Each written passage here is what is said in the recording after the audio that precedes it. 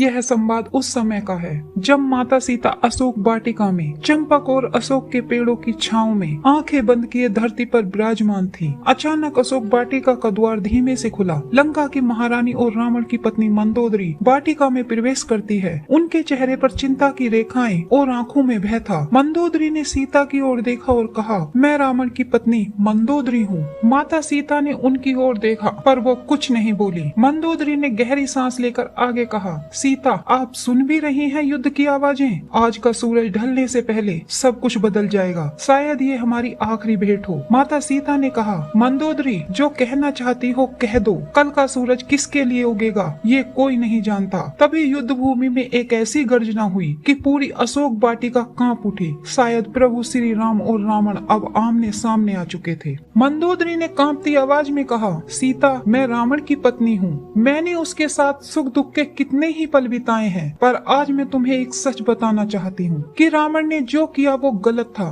तुम्हें यहाँ लाना, तुम्हारे सम्मान को चुनौती देना, उसने सोचा बल से वह सब कुछ पालेगा, पर सीता वो भूल गया था कि सच्चा प्रेम बल से नहीं त्याग से मिलता है। माता सीता ने धीमे स्वर में कहा, महारानी ये महायुद्ध सिर्फ मेरे लिए नहीं है, ये धर्म और अधर्म के बीच का युद्ध है। ये नारी जाति के सम्मान का युद्ध है। यह सुन मंदोदरी की आंखें भर आईं। उन्होंने रोते हुए माता सीता से कहा, सीता मुझे डर है कि कहीं अगर रावण हार गया तो मैं विधवा हो जाऊंगी, और कहीं अगर वो जीत गया तो तुम कभी यहाँ से मुक्त नहीं हो पाओगी। इन दोनों ही स्थितियों में हम में से कोई भी सुखी नहीं होगा। माता सीता ने मंदोदरी की ओर देखते हुए कहा, महारानी शायद सुख हमारी नियति में है ही नहीं, लेकिन सत्य की जीत हमारी नियति में जरूर है। वो एक ऐसा पल था जब दोनों स्त्रियां मौन हो गई थीं। तभी अचानक युद्ध भूमि से एक ऐसी दहाड़ सुनाई दी कि दोनों के दिल कांप उठे। वो दहाड़ किसी साधारण योद्धा की नहीं थी,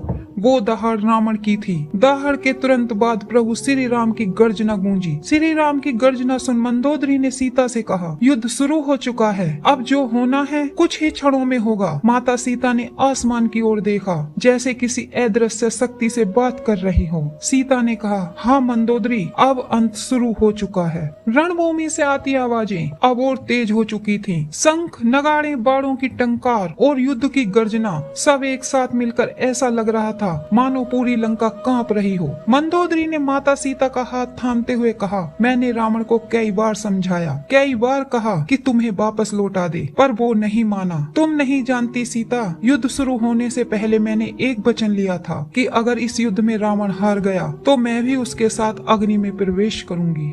यह सुन माता सीता की आंखों में एक क्षण के लिए हल्की सी चिंता झलकी। माता सीता ने कहा, मंदोदरी यह युद्ध तुम्हारा नहीं है, तुमने कोई पाप नहीं किया है, तुम्हें ये सब करने की कोई आवश्यकता नहीं है। मंदोदरी ने हल्की सी मुस्कान दी, पर उस मुस्कान में दर्द छुपा था। मंदोदरी ने कहा, क्योंकि सीता मैं भी उस पाप का बोझ उठाए जी नहीं सकती जो उसने किया। तुम्हें छल से यहाँ लाना, तुम्हारे प्रभु को ललकारना, मैं उसकी पत्नी हूँ और चाह कर भी इस कलंक से अलग नहीं हो सकती। माता सीता ने मंदोदरी के हाथों पर अपना हाथ रखा और कहा, मंदोदरी तुम्हारा दिल पवित्र है और यही तुम्हारा सबसे बड़ा सत्य है। धर्म तुम्हारे त्याग को कभी व्यर्थ नहीं जाने देगा। दोनों की आंखों में आंसू थे, पर उस पल अशोक वाटिका में एक अजीब सी शांति भी थी, जैसे दोनों स्त्रियों ने अपने अपने अंत को स्वीकार कर लिया हो। और फिर रणभूमि से एक गर्जना आई, ऐसी गर्जना जिसमें रावण का अहंकार और राम का धर्म एक साथ टकरा रहे थे। माता सीता ने दूर आकाश की ओर देखा और धीरे से कहा, क्षण आ गया है महारानी।